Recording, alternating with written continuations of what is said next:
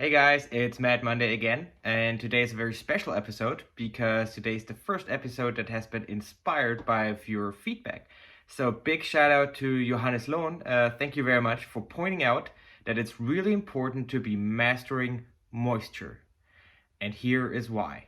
So the first thing when you're looking at your powder is if it's moist, it really influences the flowability of the powder. It's much like wet flour. It just doesn't flow as easily as dry powder.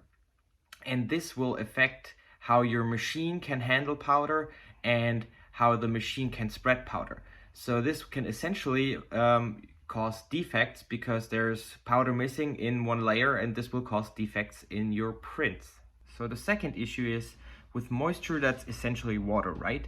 And when the laser hits the metal powder, it will split up that water into hydrogen and oxygen.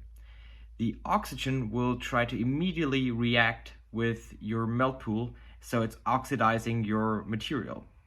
And the hydrogen will cause something that is called HIC, or hydrogen-induced cracking. So it will cause certain materials to become much more brittle than if they're built without hydrogen around them. And those materials are especially titanium and nickel alloys, but also steel alloys that have a tensile strength higher than typically something like 800 megapascal. It can be very bad for those materials if you add hydrogen to the process. So these are two things why it's really important to be mastering moisture. And in one of the future episodes, we will show you how you can achieve that.